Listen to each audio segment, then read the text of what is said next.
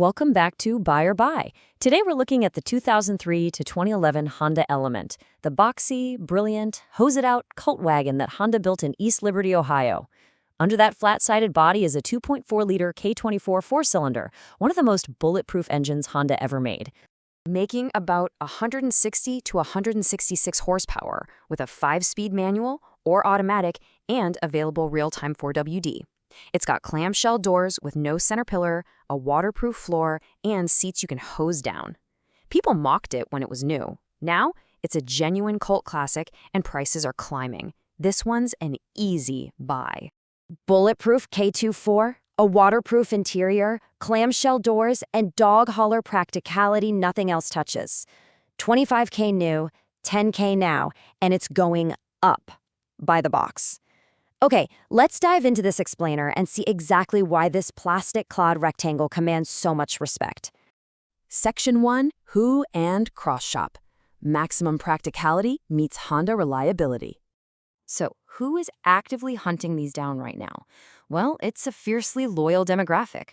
We're talking dog owners, surfers, campers, contractors, and gear haulers looking for a JDM-style modern classic that can take an absolute beating without breaking a sweat. When you're looking at alternatives, you've got a few specific rivals. You can definitely cross-shop the Scion XB, which we actually cover later in this very batch, and that's your direct Toyota box rival. You could look at the Honda CR-V, the conventional SUV the Element is essentially based on. Then there's the Kia Soul if you want a cheaper box, the Subaru Forester for a rugged wagon vibe, or the Toyota Matrix and Pontiac Vibe twins for a practical hatch. And sure, you could just buy a used minivan for more space, but let's be real, it's substantially less cool. Bottom line, the Element absolutely owns the niche for maximum utilitarian cool. Let's move on to Section 2, the gems: powertrain, chassis, and heritage. Underneath that polarizing exterior sits a legendary, overbuilt architecture. The Element doesn't just look utilitarian, it is mechanically immortal. The heart of this beast is the 2.4-liter K24 inline-four. Chronologically, the 2003 to 2006 models run the K24A4, making about 160 horsepower. Honda refreshed it in 2007 with the K24A8, bumping output slightly to 166 horsepower and 161 pound-feet of torque. The styling saw a grille and hood update in 2009 before the platform was finally discontinued in 2011. Now, that powertrain gets you a 0 to 60 sprint in around 8 to 9 seconds, so it's not winning any drag races, but it gets the job done. You've got the choice of a 5-speed manual or a 4 or 5-speed automatic depending on the year, sending power to either the front wheels or through Honda's reactive real-time 4WD system. But guys, the true gem lies in the chassis and cabin. Riding on a CR-V-derived unibody, you get a really comfortable raised ride. Inside, you find a waterproof urethane flat floor, completely removable and reclining rear seats that fold flat to the sidewalls, and those legendary biparting clamshell doors with absolutely no structural B-pillar in the way. It is the literal definition of hose-it-out durability. The economics and heritage here are super fascinating. Built at Honda's East Liberty, Ohio plant, this so-called anti-SUV originally carried an MSRP of roughly $17,000 to $25,000.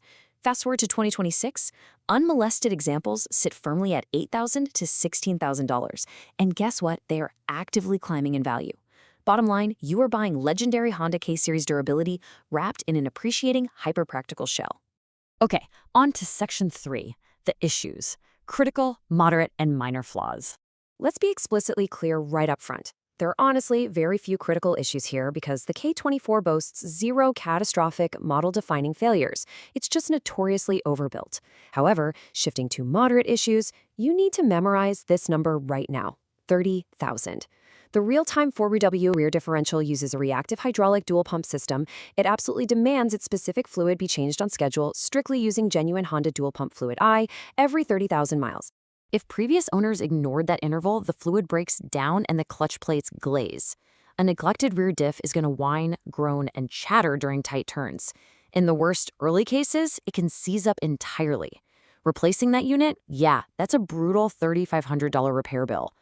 Always confirm the differential fluid was serviced on AWD cars. A few other moderate realities include the infamous K-Series VTC actuator cold start rattle. Basically, the internal check valve wears out, causing a brief 2 to 5 second dry grinding noise on startup.